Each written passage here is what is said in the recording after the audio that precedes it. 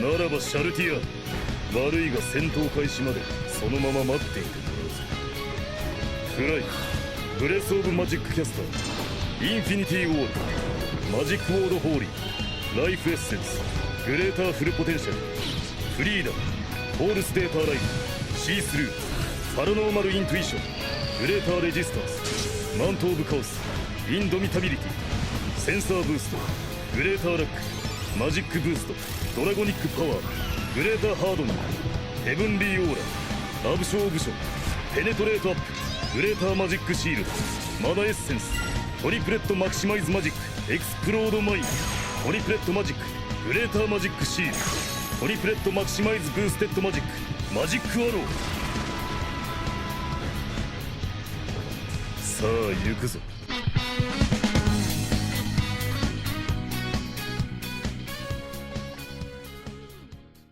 Alright, now I'm sure you have some questions. Now a quick disclaimer before anything else, this is tool assisted. I pulled out speed hack for this one, I pulled out cheat engine to give me infinite item uses, I also made myself max level, and this is because the intention of this video is to see what damage is theoretically possible if everything is ideal. That being said, this is absolutely possible without any kind of cheats. As long as you have 99 strength, 99 arcane, all the equipment involved, 2 roped fetid pods, and 1 blood boil aromatic, you can do all of this without any cheats whatsoever, as long as you're good enough at doing the inputs. I also want to reiterate that this is about what's theoretically possible. No, you cannot get 500k on any enemy in the game. You can only get it on this particular enemy because they have a massive crit multiplier.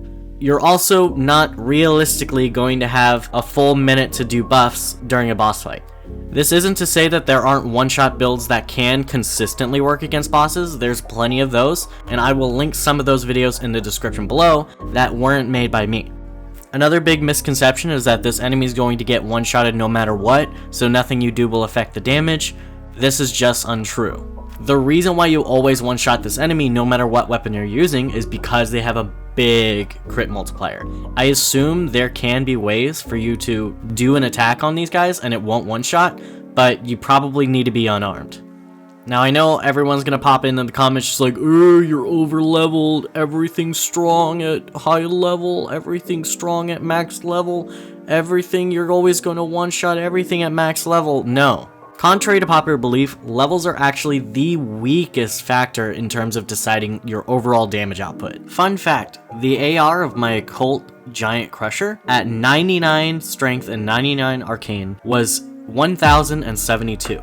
Now that is the highest AR you can possibly reach on stats alone. Now with 60 strength and whatever amount of dex, you can have a heavy giant crusher with 786 AR. That means it took 128 more levels for 36% more damage. But please, go off about how levels make me one-shot everything. Now to start things off, I have the equipment you see on screen now. I have a Commander Standard, a dagger with seppuku, it could be any weapon, but I have a dagger for this case, an occult giant crusher, any sacred seal, which I used a golden order seal in this case, and a jellyfish shield. For my helmet, I'm holding a black dumpling helmet, and for my talismans, I have the Kindred of Rot exaltation, the Lord of Blood's exaltation, the dagger talisman, and the red feather branch sword.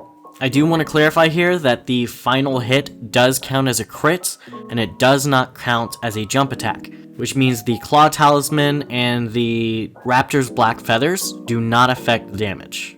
Now some of you might be asking, since it's counted as a crit, would the Misericord deal more damage than the Giant Crusher? And in this case, no. I'm not really sure if it's a resistance thing, or if it's just that the Giant Crusher is that much more powerful, but the Giant Crusher deals more damage in this case. Now after we got all this equipment set up, first thing we do is start out by reducing ourselves to half health using seppuku. The reason why we do this is so that we can be low enough HP when the actual hit happens that the red feather branch sword takes effect. Next we use Howl of Shabruri. Now this spell does give you a 25% damage buff, but that's actually not why we're using it. See, the buff only lasts for 20 seconds, and it gets overridden by Blood Boil Aromatic, which is 10% stronger. Instead, the reason why we're using the spell is to simply build up madness.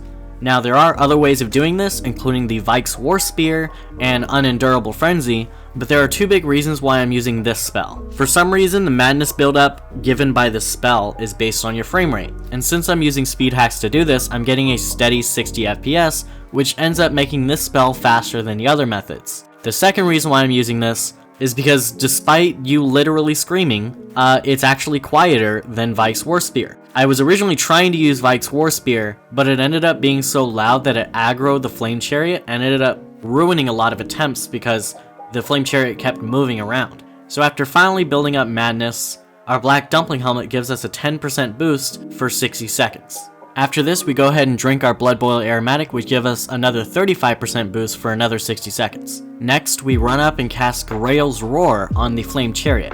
And the reason for this is because it actually gives a 10% debuff to the enemy and makes them take 10% more damage for another 60 seconds. Now, this isn't the only debuff in the game. There's also the Winged Greathorn and the Sword of Milos. And because of the way that the Winged Greathorn's hitbox works, it's impossible to actually cast the debuff on the Flame Chariot when it's below you. Next, we go ahead and swap helmets to the Mushroom Crown and then cast Rallying Standard, giving us another 20% buff for 30 seconds. Next, we go ahead and use our Roped Fetid Pots, which poisons us, giving us the 10% damage boost from the Mushroom Crown and the 20% from the Kindred of Rot's Exaltation. And both of these stay active for 20 seconds. Now, you can in fact use the Raw Meat Dumpling to easily poison you. However, the reason why we don't use it in this case is because it'll also heal us, and we don't want to do that.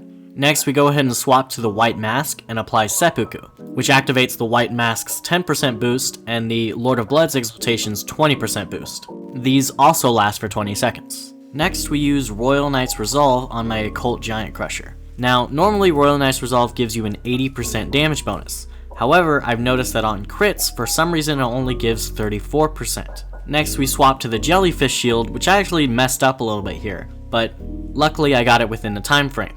This gives you a 20% buff for 20 seconds. However, this goes away if I unequip the Jellyfish Shield or two-hand the other weapon, which is why I only one-hand it here. While it is true that two-handing a Giant Crusher, even at 99 strength, will in fact give you a higher AR, that AR doesn't seem to affect crits for some reason, and it also is much weaker than the Jellyfish Shield.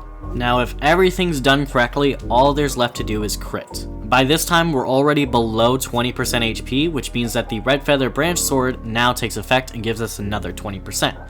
And on top of that, since this is counted as a crit, our Dagger Talisman gives us another 17%. And there you have it, 500,000 damage all in a single hit.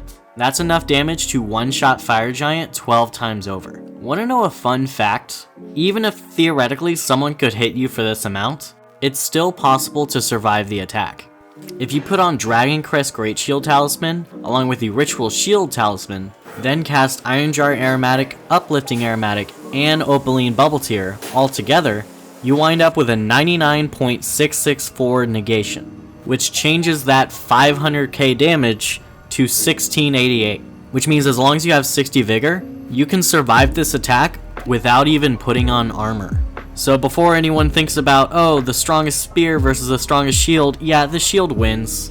Now to go on for a lot of buffs that people might think that I should have applied or could have applied or whatever. Now a lot of people might mention the Blue Dancer Talisman, but the reason why that doesn't work in this case is because it only works if you have below 25 points total in weight, not percentage, points. And the Giant Crusher alone already takes 26.5. Furthermore, every buff that you see on screen right now gets overwritten by one of my own buffs that I did use, which is stronger. Now, I'm not going to say it's impossible to deal more damage than this, but I will say it's very, very unlikely.